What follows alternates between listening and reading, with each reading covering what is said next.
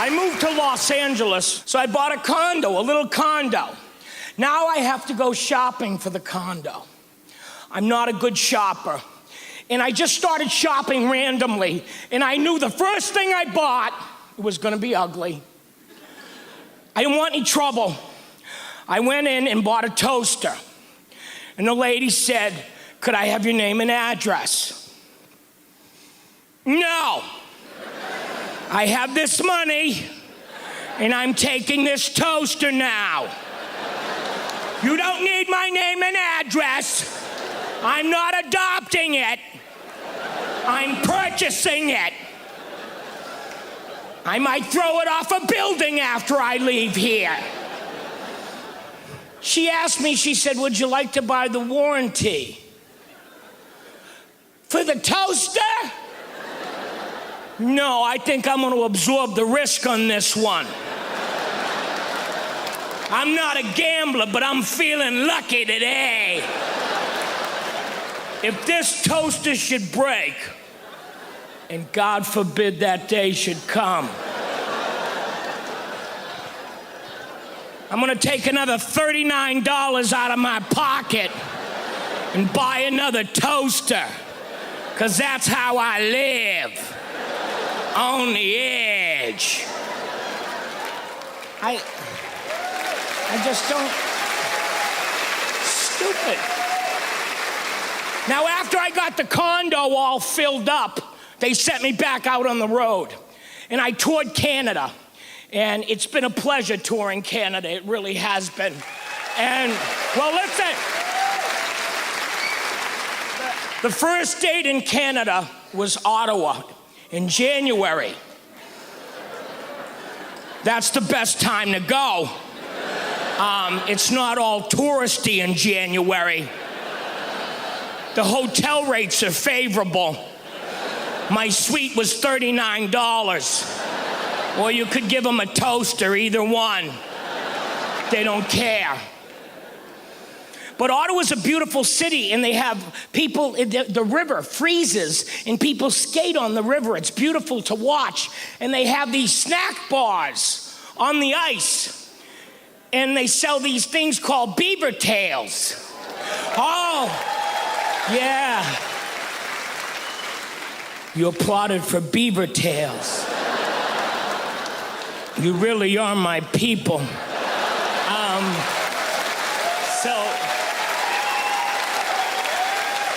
So you have to skate. You have to skate to the beaver tail. Now the beaver tails, it's like this big. It's a fried dough of death thing. It's all your Weight Watchers points, by the way. I had to buy other people's points in my group. Now, listen, I am not an official Weight Watchers representative. I'm part of a rogue splinter organization where you can buy and sell points in the black market. So, you had to ice skate to the beaver tail, which is just cruel. Well, you can smell the beaver tails, you can smell the fried dough from your hotel room. It was making me crazy. So the third day I was like, "Give me ice skates."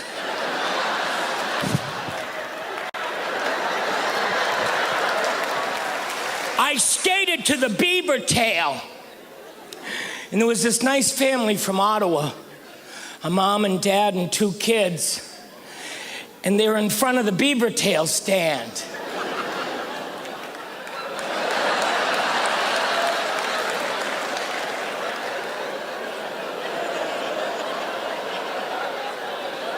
I just remember that look in their eyes, you know?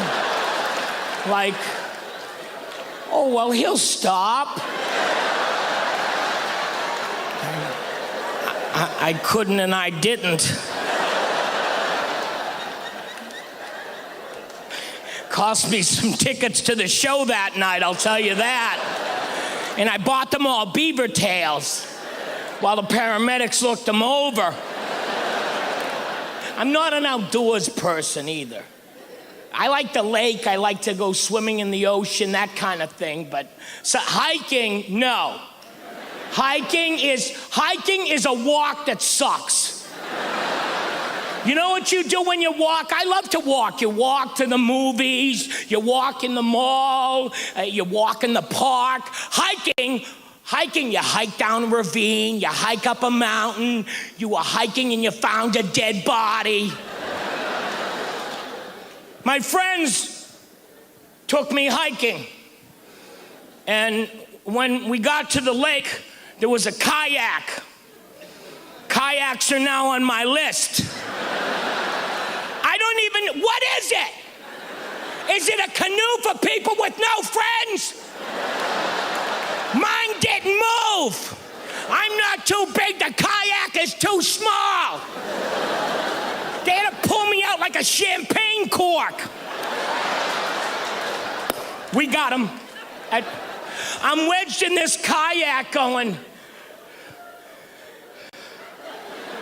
if I fart in this kayak, it's gonna have a 1,000-meter kill radius. It's gonna go off like a Claymore mine. I was in Jamaica, and they lost my luggage. And by the way, Air Canada, I'm flying Air Canada tomorrow. Very good airline. Lighten up at the check-in. Yeah. Oh, seriously.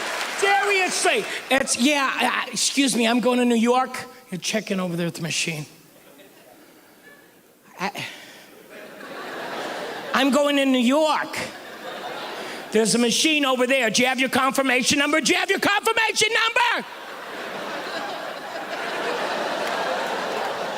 What do you do? Do you just point at the machine all day? I'm gonna buy them a sign, checking that machine, and they'll lay your ass off. My bag was a kilo over. Oh my God.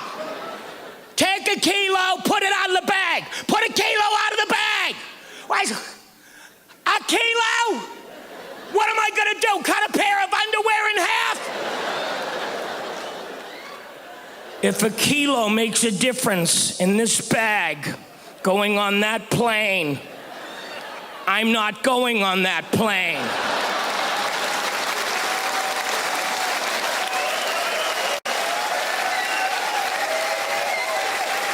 I was in Jamaica and the airlines lost my luggage. I won't say what airline, but they lost my luggage. And there's not a lot of big and talls in Jamaica. I bought an extra large shirt, and I had jeans on. I cut the jeans too short. Alcohol was involved in this decision. Oh, I look like a hooker. And the world's least successful hooker, I'm not bragging. There was a ride in Jamaica called a banana boat. It was an inflatable banana. And there were 3 of them going out at once. And it was actually fun, and I was dressed like a hooker. So I wanted something to take my mind off things. So I got on this inflatable banana. And the motorboat pulls it, and it was a lot of fun. Till the motorboat took the hard left. And I went sailing off the banana boat into the other banana boat. And there's that poor family from Ottawa. And they're like, there's not even a beaver tail stand here. Why are you following us? When I was in Los Angeles, I went to the doctor. And I'm getting older, and I wanted to make sure that I was okay for the road. The doctor did a blood test, a stress test, and blood pressure, and they were really good. Now, the doctor looked at me, shocked. She goes, these numbers are good. She goes, did you know you're allergic to wheat? I did not know that. The next time one of my friends call me and say, John, we're going wheat picking, would you like to come? I'll have to say no. The doctor said I was allergic. Then I thought, wait a minute, maybe I should ask questions.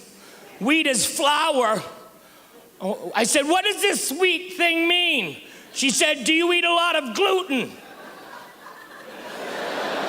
I don't know what gluten is, but yes, I would say yes. I think I'm mostly gluten, to be honest with you. I don't know. And she gave me a book of things that have gluten in it. You know what has gluten in it? Everything! I said, check again, maybe it's just cancer. I didn't take it well. Have you tried gluten-free stuff? It needs gluten. If you want to know where the gluten section is in your local supermarket, look for someone with a gun in their mouth. Because bullets are gluten-free. Then I tried some gluten-free bread. I immediately asked for gluten spread so that I might reintroduce the gluten. I hope they make I can't believe it's not gluten. The gluten-free bread doesn't toast. It broke the toaster. $39. I should have bought the warranty. I love you, Montreal. Thank you. Bonsoir, mes amis. Merci. My kids press my buttons. Kids make you angry. Kids can make you angry. I don't know why. My son, I'm gonna tell you what my son does to make me laugh. When my son get mad, he throw a temper. This is my son throwing a temper. It's the stupidest thing I've ever seen in my life. I don't know what it means, but it scares me. All right. It's scary. I got scared one day, I thumped him. Stop. I threw his equilibrium off. He didn't know what to do. My daughter's a different ball game, though. I don't know why, but my daughter got me wrapped around her finger. She's spoiled. I spoil her on purpose. I'm supposed to. I'm dad. Crazy thing, though, she knows she got me wrapped around her finger. Like, she know how to play me and her mom against each other. It's amazing to me. Like, the other day, she came into the room, she hit me with the soft voice. She was like, Dad, can I have a cookie? I was like, yeah, baby, come on, let's go get a cookie. I grabbed my daughter's hand, I started walking towards the kitchen to get a cookie. Out of nowhere, all I heard was this: don't give her no cookie. It scared me. I didn't know what to do, I just stopped, I stayed still. Because I didn't know who said it. I was like, Jesus, why would you say that? She can have a cookie. I'm gonna tell you how smart my daughter is. My daughter's so smart. She didn't fall out. She didn't have a tantrum. My daughter looked at me. She was like, Dad, I thought you was the man of the house. When she said that, I didn't know what to do, so I got mad. I snapped. I was like, what you mean she can't have no damn cookie? Well, why would you buy the cookies if can't nobody have a cookie? I'm shutting the whole cookie operation down. That's what I did. You know how I shut it down? I got the cookies, got a ladder, put the cookies on top of the refrigerator, then I hid the ladder. The reason why I need the ladder, because we small in my house. You need a ladder to get to everything. Don't judge me, sir, just because your arms are longer than mine. I'm a human. You know what else makes me laugh about my daughter, man? My daughter, she got friends now. She at the age where she got other friends. 4 or 5-year-old girls running around the house. I babysit them, I watch them by myself, I don't mind. It's a lot of pressure, though, watching other people's kids. A lot of pressure. Nothing worse than giving somebody back their baby messed up. You ever give somebody back their baby in a condition that they didn't give you the baby in? I'm talking about to the point where you gotta explain something to them before they see their baby. Hey, wait, real quick, before you see your baby. Your baby had 2 eyes, right? Okay, all right. Long story short, gas went off in the kitchen, blew your baby face off. No, everybody else ran except your baby. Y'all don't run in your house? No? That's my thing. I panic too much when it comes to dealing with my kids. And I'm not gonna lie, I make mistakes. I'm not the best parent in the world. I forgot to feed my kids one time. I'm being honest, I don't like to lie. I'm gonna tell you why. PlayStation 3 just came out, right?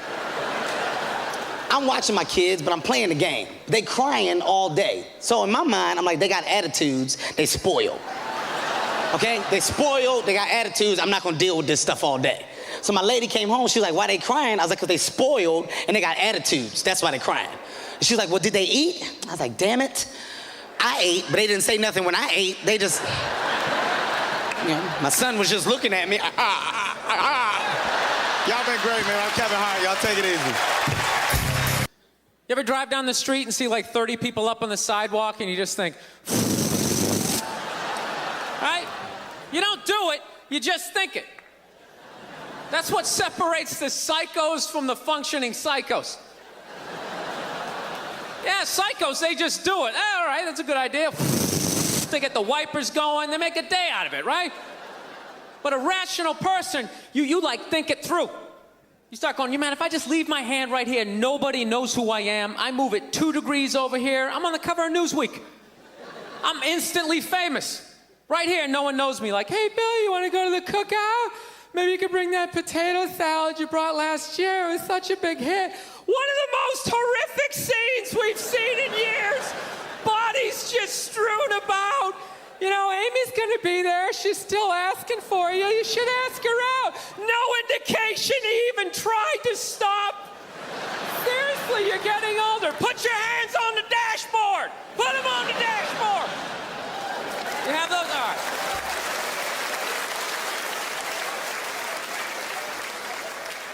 No, I have that stuff all the time. I do. My girl took me to a street fair recently, right? You guys have street fairs out here? You know, they close off the block, there's like shawarma, there's like stuff made out of buttons, right? People with no teeth are making keychains, right? It's a typical girlfriend idea. It sucks and it's gonna take all Saturday, right? She's all excited, she's like swinging my arm. Oh my God, this is gonna be great. I'm like praying for lightning, maybe some like scaffolding to fall down on me, you know? No, we show up, right? The first thing she sees is this big table and nothing but homemade jewelry, right? Homemade jewelry. It's got twigs, macaroni in it. It's a table of crap. It's crap. The whole thing is crap. But she loves it. She's like, oh my God, look at these earrings. Do you like these? Do you think these are nice? I just want to be like, no. If they were nice, they'd be in a store, all right? There'd be a roof, some sort of structure would be built around this. This is crap. This is just a table of crap. The guy's even wearing shoes. That's a good indication that this is crap. But I didn't want to ruin a day, so I'm like, yeah, go ahead, check it out. I'm gonna go get some air. Even though we're outside, I think there's more air to be had, right? So I walk like 3-4 tables away, and I come up to this lady. She got this big table of nothing but muffins. Muffins, right? It's like 85 degrees out. She's selling muffins, and she's got this big stupid, look at the muffins I made, look on her face. And the second I saw that part of my brain was just like, dude, what would happen if you just walked up and just said, hey, lady, these your muffins? Oh, yeah? And I just started going, blam, blam, blam, blam, blam, blam, blam. Like, how many of these muffins could I mush before anybody did anything? I mean, realistically, I think I could have got the whole table. Because even if you saw me doing that, it would take at least 5 to 6 seconds to process. Like, did they say he could do that? Is it like a game? Do you eat the muffin off your fist? That just seems like a waste of pastry. You know, there's no security at a street fair. There's no bouncer staying there. He's mushing the muffins. Okay, I'm on it. Sir, we're going to have to ask you to leave. And they just choked me out. So I just started thinking of the horrified look on this lady's face as I started slamming these muffins. And out of nowhere, I just started laughing like a maniac. Oh yeah, I'm like slumped over this fried dough cart. I'm dying. My girl looks at me. She's like, what the hell are you laughing at? And like an idiot, I actually tried to explain this screwed up thought to her. I swear to God, I'm just sitting there like, I was just thinking, what if I started punching the muffins? You know what I mean? I just started punching them. She's just looking at me like, why do I go out with you? Dude, but I swear to God, if I never broke eye contact the second I started hitting those muffins, that lady, she wouldn't even been able to call for help. I would have been in her head. She'd be like, did I go to high school with this guy? Why would you do that? Muffins are a happy food. I don't understand this.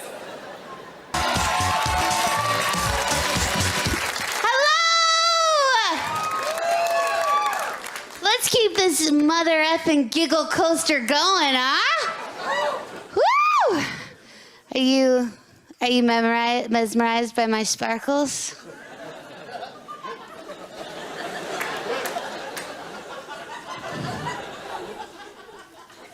Good. Because I killed a genie to get this jacket. It was only after I had cut the jacket off the genie's dead body that I realized I could simply wish for it. Should have wished for hindsight. Ah, what a conundrum. Feel guilty.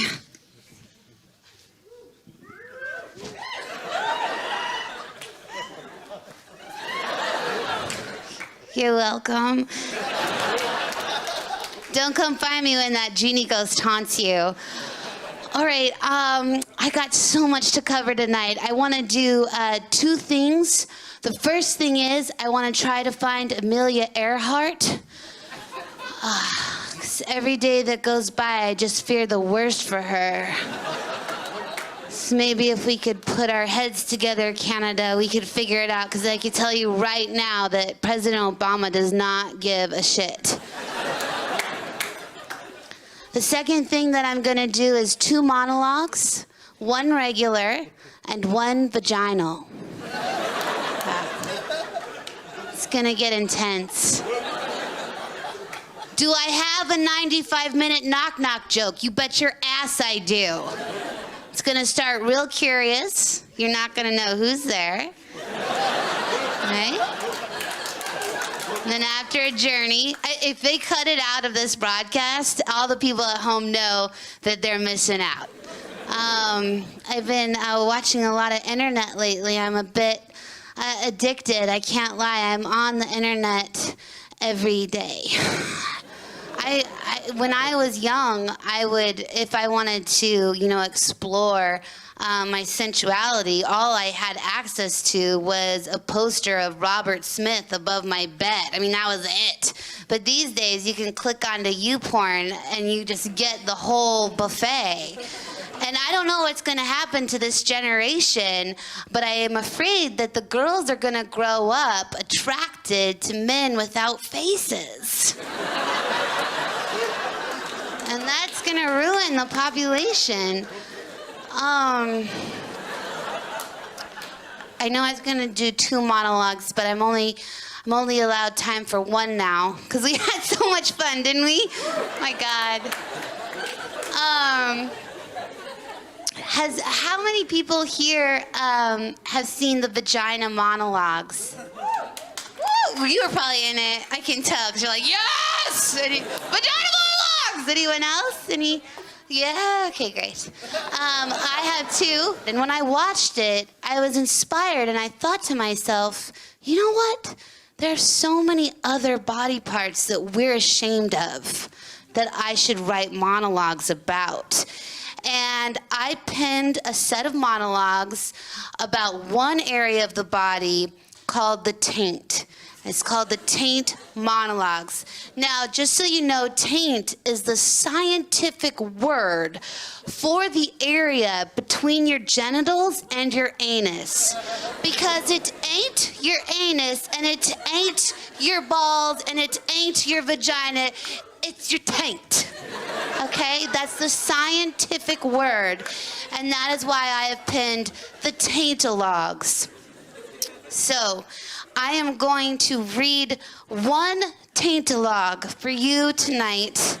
I know, it's educational. This might be a bit of a navel gazer. You're going to be reflecting on this. And I'm so glad. Okay.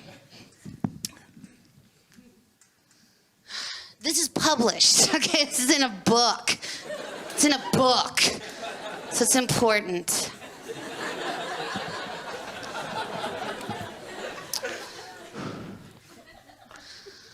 My taint is tiny. It's special. It's mine. You can steal my heart, but you are not taking my taint. You can rip apart my dignity, but my taint will remain intact. You can do me in the anus, but just you try to penetrate my taint. I hold on to my taint fiercely because you can't have it. I'll never forget the first time I saw my taint. I was 13. I was in my bedroom with my mother's hand mirror.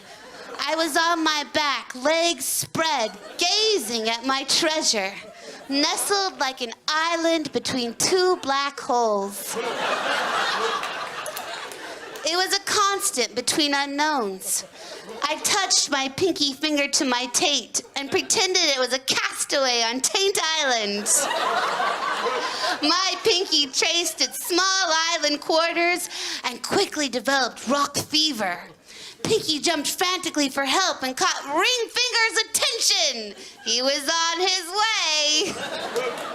Together, they made a home on Taint Island, exploring the parameters back and forth endlessly. But before they could get off the island, my mother walked in on me. She was livid, horrified, annoyed, and most of all, jealous. She grabbed the mirror away from me and screamed, "I don't ever want to see you playing with your taint again!" And I didn't. For 42 years. 4 taint-free decades passed me by. My taint was nothing but a ghost down there, floating silently between my anus and vagina, haunting my prepubescent memories. I know. After my mother died, I had to clean out her house. The first thing I found was that hand mirror. I missed my mom, but now I missed my taint even more. I closed the door to her bedroom and arranged myself on her bed. I was scared of what I might see. Would my taint still look the same? Or would it look as old as my face? I took a deep breath and positioned the mirror between my legs. There it was. It looked exactly the same.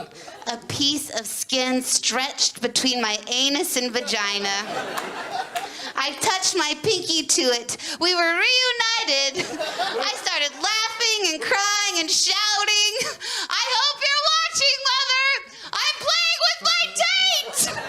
And you can't do anything about it because you're dead!"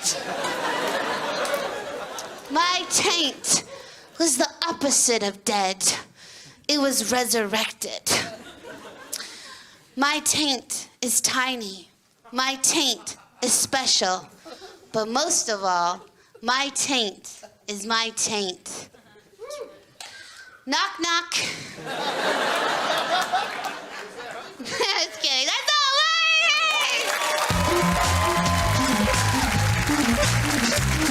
If you're happy tonight, how y'all feel, Montreal? Well, if you feel real good, let me hear you sing. Let me hear you sing. How you doing? I see you with that camera. Yeah. It's okay, just don't take pictures of me and put them on the internet tomorrow, you know, with like 12 dicks around my head or something, you know what I'm saying? Just keep it cool, keep it cool. Let me hear everybody say la la la la la la la. Say yeah, yeah. Say yeah, yeah. All right, all the fellas, we gonna sing to all the ladies right now. You ready? Say hell yeah. All the fellas, we gonna sing to all the ladies here tonight. You ready? Say hell yeah. All right, fellas, go like this. Say look. You are beautiful. Yeah, look at it like. Now go look. You are wonderful. I adore you.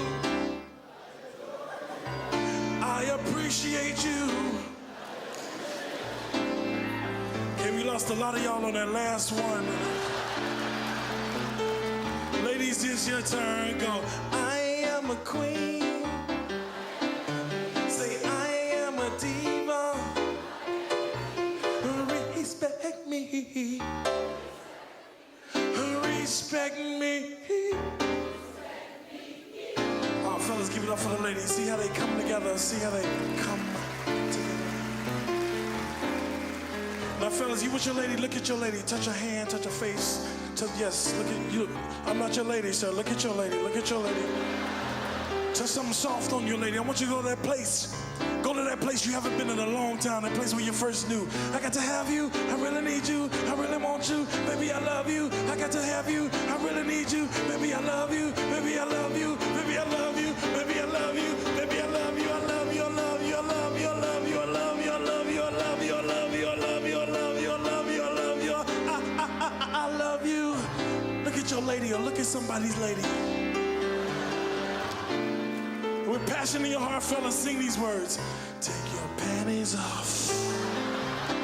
Sing it out. Oh, take your panties off. But listen to how I say, take your, and then panties is like a whisper. Panties off. Oh, one, try it, fellas. Here we go. 1, 2, 3, take it. Okay, that was all right, that was all right. One more time, here we go. Take your panties off. Yes, yes. Take panties off should be in every song, shouldn't it? Oh, Canada, oh, take your panties off.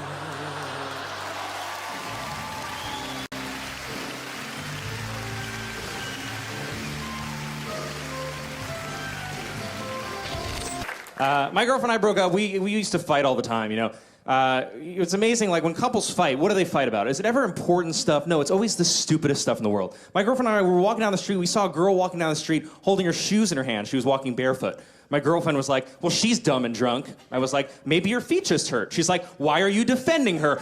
We fought for an hour and a half about a stranger we would never see again. And you ever fight so long, you just start fighting about the fight you're having? Like, the original argument's over, you think you're out of the woods, and then she's like, you know, I wish you wouldn't get so frustrated when we fought. And you're like, I wish you wouldn't say crazy shit all the time. And you're fighting for another 2 hours.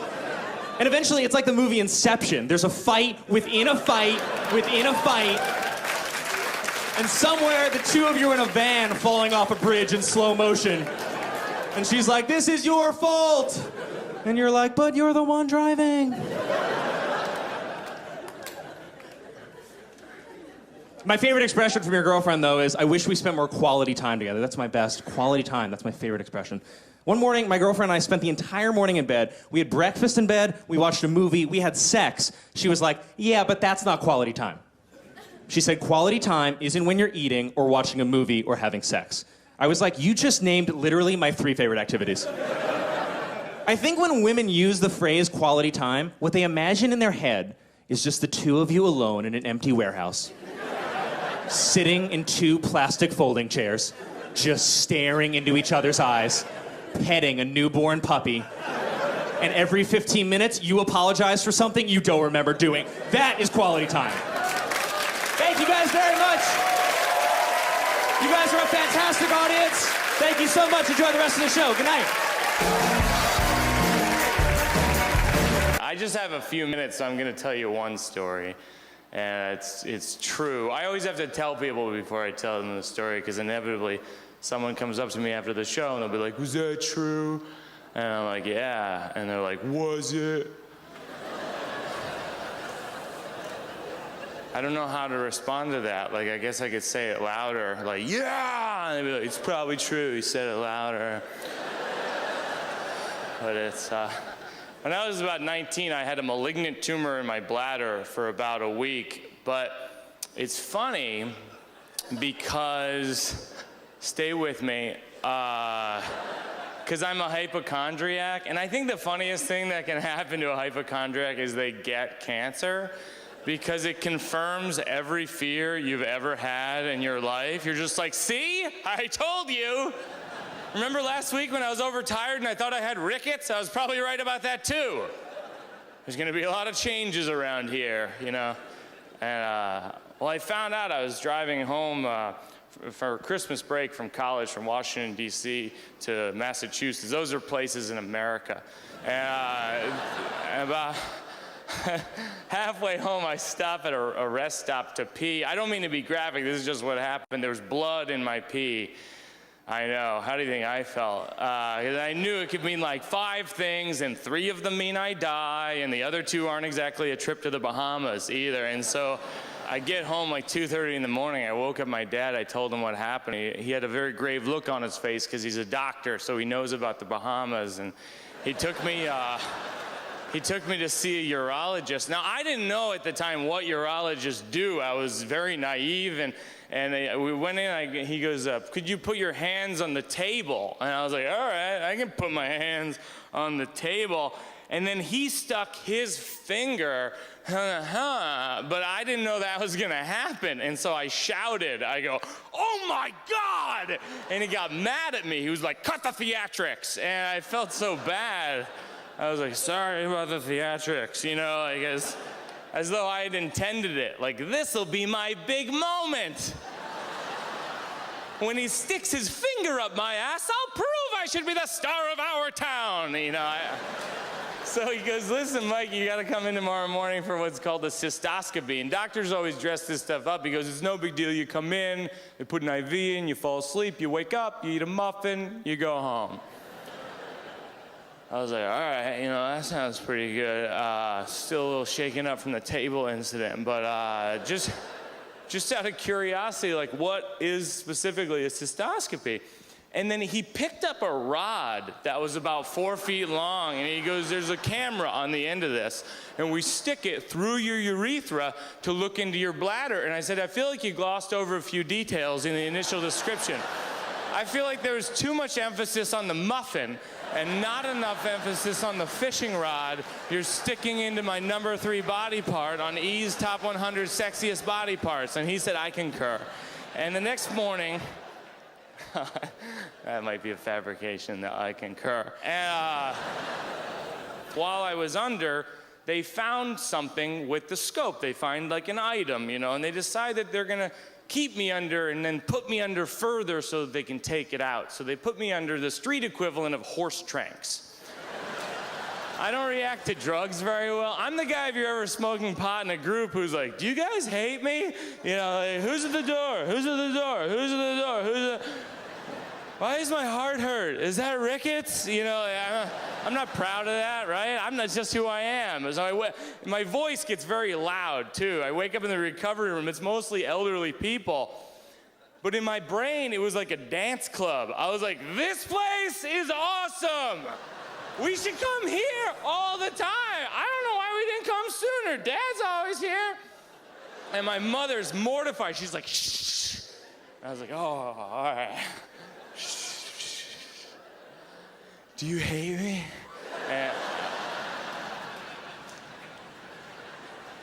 So we get home, and it's a waiting game with all this medical stuff. For about a week, we had to wait for the biopsy to come back, and so for a week in my life, I thought I might die, which is an incredible experience if you ever have the chance, because you'll talk to God even if you're not sure there's a God. You'll just talk to anyone who might be available. You'll just be like, God, Allah, the elephant thing from Hinduism, Harry Potter, like, is anyone available?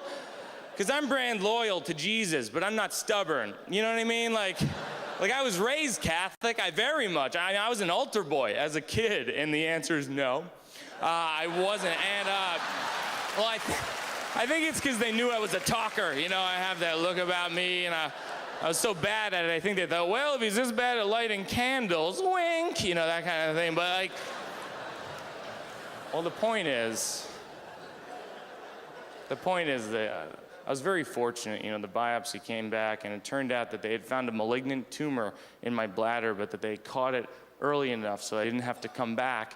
Except every 6 months, as a precaution, I have to go in for one of these. I know. But it's okay, because afterwards, I eat a muffin. Okay, feeling comfortable up here. How are you guys? Are we drinking? Yes. Okay. I don't mean to judge you if you are. I only drink when it's a special occasion, like when it's someone's birthday on Facebook. But I keep it very classy. I feel like every time I drink, I just always immediately do something stupid, like stub my toe, the camel one, and it's just not worth the risk at this point in my life. It's like, who put the edge of that bed there? You know, just me. It's always me. It's a good-looking crowd. I got some manly men up front. I like it. It's like, oh, I love that. It's like, you might hit me. It's like, don't, but do. I love it. It's like, this is so Mad Men. Put me in my place. This is good. I like manly guys. I feel like they're kind of like a dying breed in our culture right now. I think this is my theory. It's because of like the iPad and the iPhone. It's a lot of this, you know? Everybody's just like limp wrist chilling. And I'm not into it. It's not sexy. I saw my boyfriend on his iPad in this position. Looking at photos on Facebook like this. Just like a frantic gay T-Rex with all of the palsies. Every palsy of all the palsies, he had all the palsies. I was like, all right, we're really doing this. I'm in a kind of weird place right now in my relationship. I don't really know what to do with my pubic hair anymore, and I feel like as adults, we all should unclench our buttholes and relax. We all have it, it's fine. I don't know what to do with it, because like, the hairstyles do change, but you can't approach it like regular hairstyles. You can't go to the salon and be like, don't worry, I brought pictures. No one wants to see that. And I feel like you have to go Brazilian. My boyfriend's like, yeah, it looks better. You got to go Brazilian because it's called the Brazilian. Sounds very festive. You know, it's like Rio de Janeiro, like everyone's into it. But I think if it was called something less sexy, we would all be less inclined to get them, which is why I've started referring to it as chemo pussy. And it's really...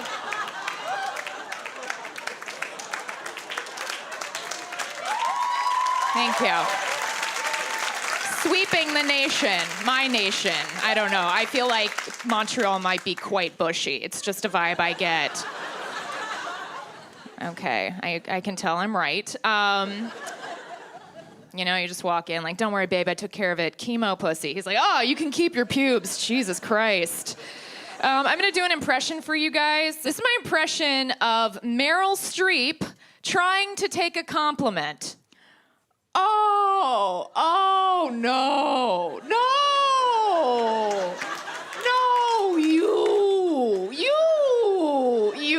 you make the best guacamole, no,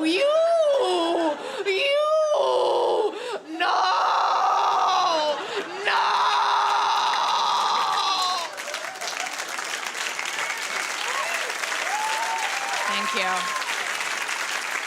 Thanks.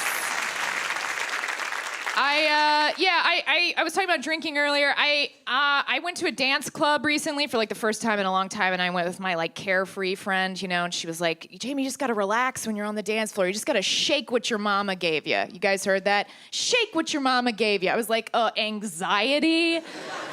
Like, believe me, I've been trying to shake that since I was 12 years old when I had my first Slim Fast, even though I wasn't fat.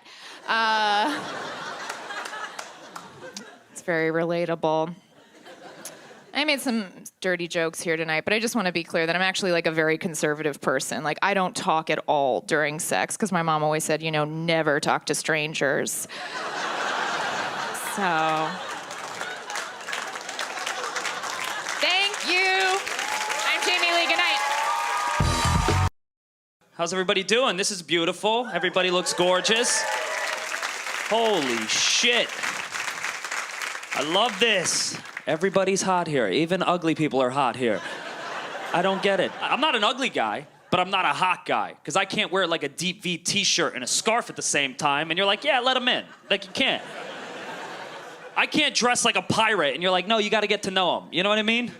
I don't have that luxury. I can't do that shit. And you girls love that. You're hot. Look at you. You look like fucking X-Men. That's fun. Jesus Christ. I don't even know what you do, but I'm in. Seriously, hot guys can get away with anything. You see Brad Pitt? He's 50 and a father. He has hair down to here. How could you be unless you're a wizard in Narnia, you should never have hair, unless you have a castle in a cloud. How do you fucking discipline your kids with that? How do you do, I would never listen to that dad. Like, hey, get over here. Hey, dude, don't make make me come over there right now. I will fuck you up. Get over here. Hey, get my scrunchie. Get the... Don't move.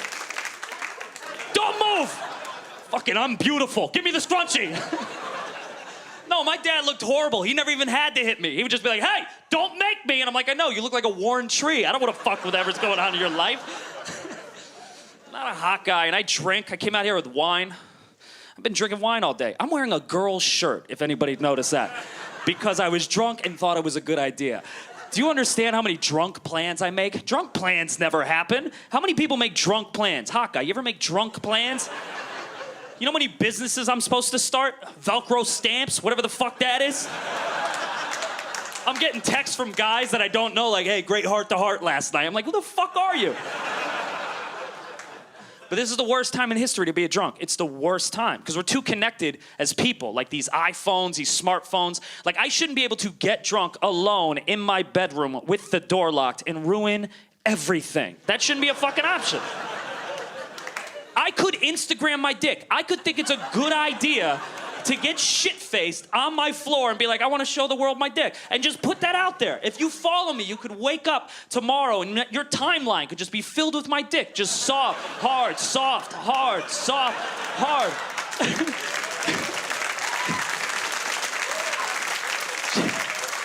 Just every filter, every freaking filter. Just black and white drama dick, just 1977. Hefe, whatever that fucking one is. Hashtag want to try it. Look, I'm not saying I've done it. It's scary that you can. This is why I kind of wish I grew up in rotary phones were the main communication. Because nobody was drunk dialing on a rotary phone. You know how hard that would have been? But I will say this, I don't get embarrassed anymore. I don't. It's one of the benefits of getting older. I don't care about getting turned down as much. I get turned down every day. I've been turned down every goddamn day here. What are you gonna do? I see a girl, I'm like, hey. She's like, no. I'm like, fine, drink, back to me. I don't give a shit.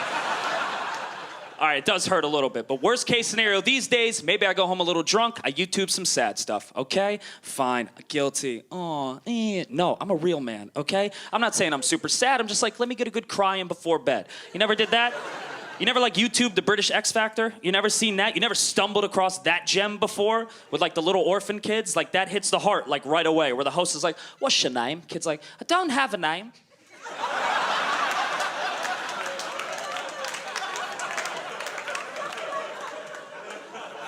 I'm just like drunk and naked in my room. I have to pause it, like, give me a second. Didn't expect, why don't you have a name? You should name yourself. You can be whoever you want to be. Name yourself Steel, have fun with it. I turn it back on, it's even worse. The host is like, wear your shoes. Kid's like, I never owned shoes before. I'm like, pause.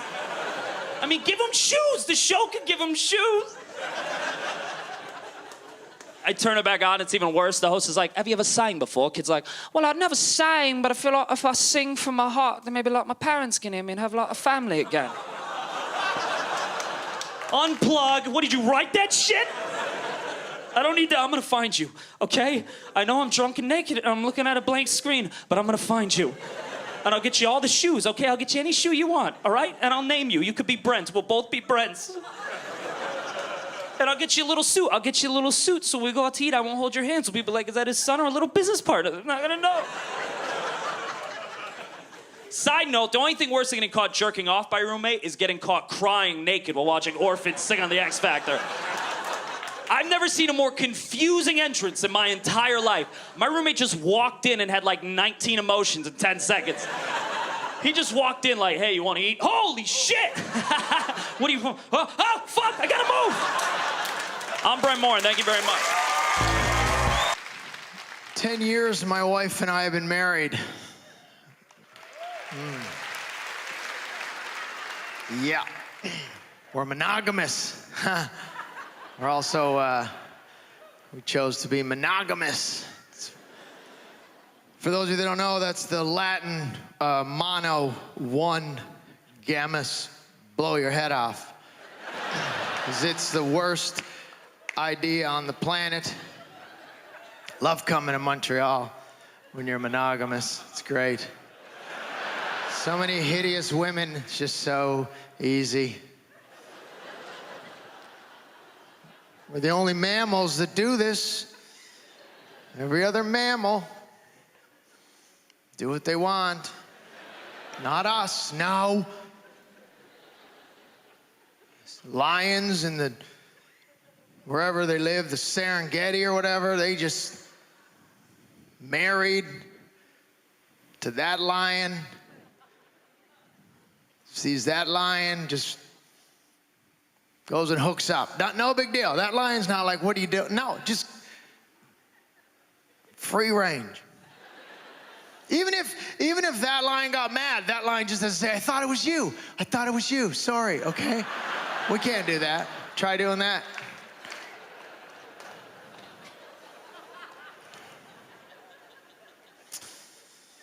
I get that I'm no, it's a two-way street. My wife wakes up, sees me, it's the same. 10 years, 87,000 hours. Yeah, you don't clap anymore, do you? It's a different way to put it. You ever done an 8-hour job, 8-hour day when you're like, holy jeez, when is this gonna end? 87,000 hours being monogamous. I don't think I can do another shift. I told her, I don't know if I can do another shift. I get it, right? I get she doesn't want to jump my bones. She doesn't. Every morning she comes down with her big, massive robe on. Triple knotted, like I'm gonna, what are you doing? I don't care. You have to triple knot it every time you come down for breakfast. Put a wig on, talk Spanish. I might try to take that robe off after 87,000 hours of looking at each other. But we said our vows till death do us part. We all stupid. Oh my God, we said it. I said it. Till death do us part. Yes. You know what? We're curing too many diseases. That's what we're doing now. That's what we're doing. Because in 1908, when they wrote that vow, yeah. People were like, yeah, till death do us part. Because people were dying of the flu at 21. Yeah, I'll gamble on that. We have 3 kids. That doesn't help. You're trying to... 3 kids, 8, 6, and 3. We're in that wheelhouse of crazy. I used to love my weekends. Now I just get depressed Friday night because you got them all day, like both days, just all day. The weekend, you wake up, there's just 3 of them just standing there every day. Like, my wife and I wake up. Every weekend's the same. We wake up.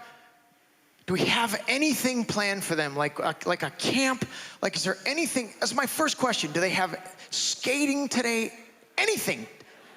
Just get them out of our face for 2 hours. Anything.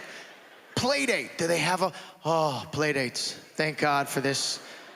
Play dates, for those of you that don't know, are when another parent doesn't want to be with their kids and they text you, hey, it's Julie's mom. We don't even know these people. I don't care. Want to have your girls over? Yeah, let's go, girls. Gonna play date with Julie. I'm the driver. It's my job to drive them, make them get there safely. One time we got lost. Didn't have the right address. I said, I don't care. You're going to a house right now. I don't care whose house it is. But Daddy, I don't recognize that man. That's not Julie's daddy. Too bad. He's got kids. You're going in the house and you're playing for 2 hours. I need a break.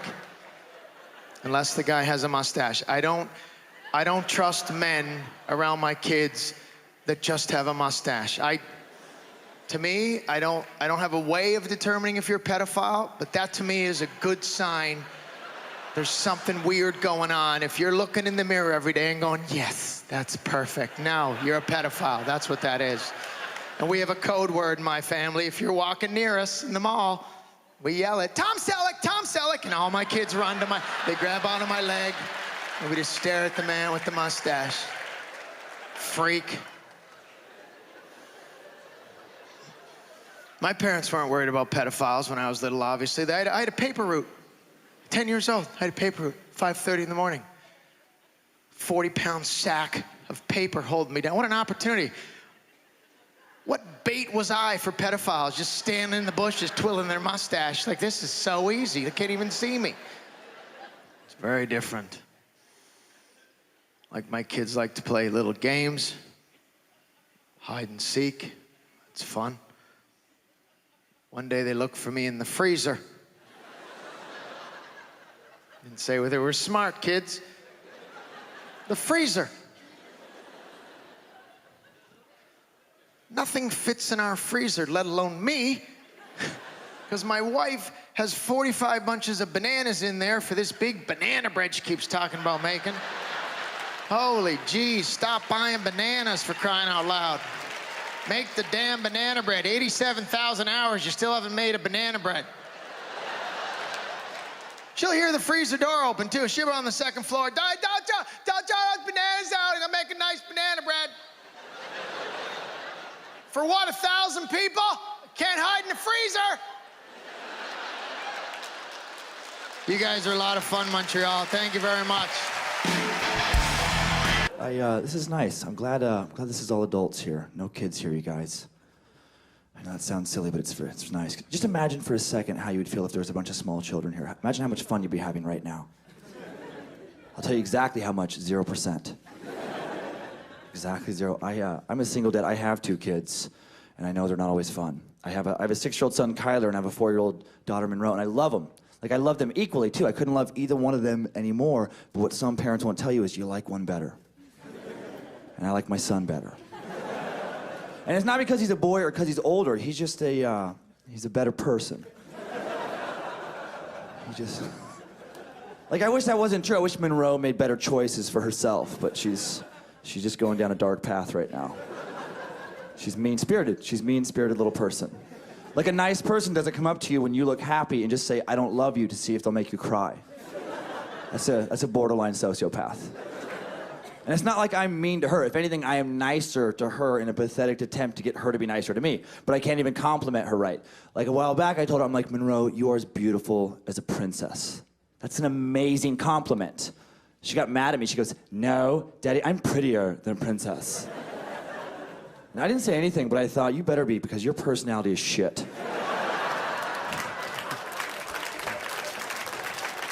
It's no good. If you're not drop dead gorgeous, no one will love you. Yeah, she's difficult. Like, she's hard to discipline. Like, Kyler's very easy to discipline. He's a sensitive kid. Like, he just gets sad if you're upset with him. Monroe just doesn't care what you think. So it's like timeouts devastate Kyler. First time I put Monroe in the corner for timeout, she literally stared at me and laughed openly.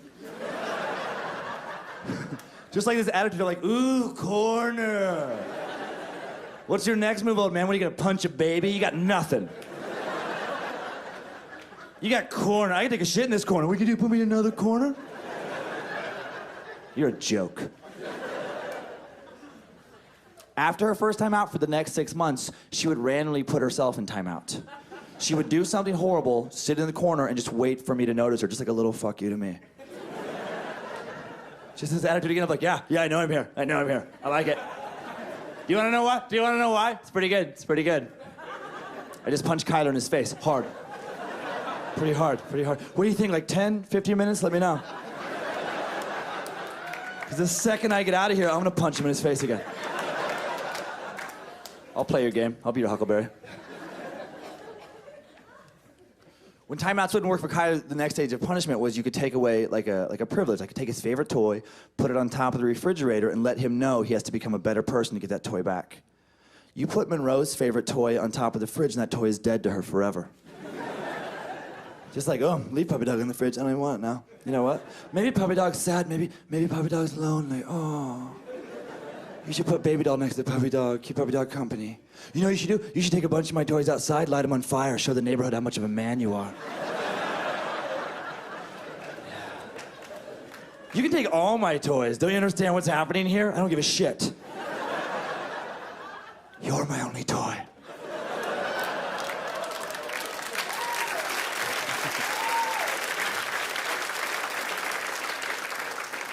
Like, I could grab Monroe and throw her across the street, and she has this attitude like, well then do it, bitch, quit talking and do it. Throw me, you fuck. I'm just not making up a weird character for her either. That, like, is her real attitude. She's like a little gangster.